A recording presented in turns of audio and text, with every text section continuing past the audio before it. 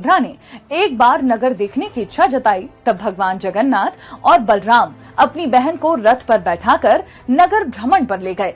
तब से ही इस परंपरा को निभाया जा रहा है। जिन रथों पर भगवान सवार होते हैं, उन्हें बनाने के लिए खास तरह के 884 पेड़ों की लकड़ियों का इस्तेमाल किया जाता है।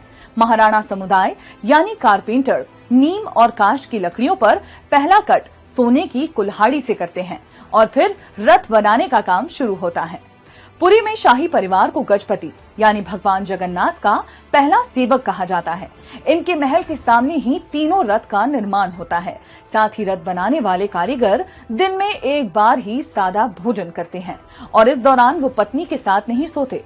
लगभग 2 महीनों में 3 रंगों से सजाकर भगवान जगन्नाथ के लिए नंदी घोष, बलराम के लिए ताल ध्वज और बहन सुभद्रा के लिए दर्प दलन नाम के रथ तैयार किए जाते हैं।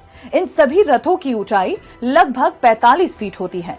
तीनों रथों के तैयार होने पर छेर पहनरा नामक अनुष्ठान होता है। इसमें पुरी के गजपति पालकी में आकर रथों की विधिवत पूजा करते हैं और सोने के झाड़ू से रथ मंडप और रास्ते को साफ करने की परंपरा निभाते हैं। शाम को रथ यात्रा की शुरुआत होती है, जहां यात्रा में शामिल होने आए भक्त रथ में बंधी रस्सी को अपने हाथों से खींचते हुए आगे बढ़ाते हैं।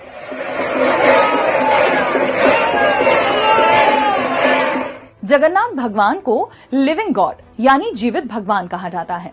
मंदिर में जगन्नाथ जी, सुभद्रा और बलराम की मूर्तियों की पूजा खास विधि विधान से होती है, जहां भगवान को नहलाने, वस्त्र पहनाने, भोग लगाने जैसे काम के लिए एक व्यक्ति मौजूद होता है। साथ ही साल में एक बार बरसात के मौसम में भगवान प्रत्यक्ष रूप से स्नान भी करते हैं, यानी वो पानी से नहाते हैं।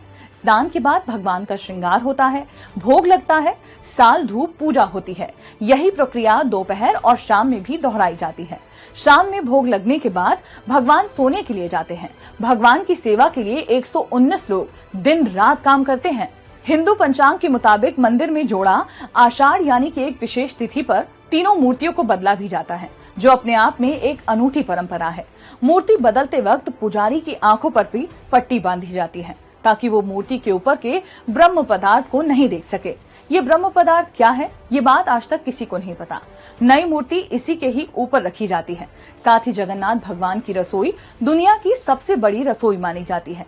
यहाँ करीब 1500 लोग मिलकर प्रसाद तैयार करते हैं। यहाँ बनने वाला 56 भोग का प्रसाद 742 चूल्हों पर एक साथ बनाया जाता है। इसके अलावा मंदिर में रोजाना ध्वज बदलने की परंपरा को देखने के लिए सैकड़ों की तादाद में भक्त मंदिर में मौजूद होते हैं। मान्यता है कि अगर ध्वज नहीं बदला गया तो मंदिर के द्वार 18 साल के लिए बंद हो जाएंगे। इसीलिए सदियों से यहाँ हर एक परंपरा को निभाया जा रहा है।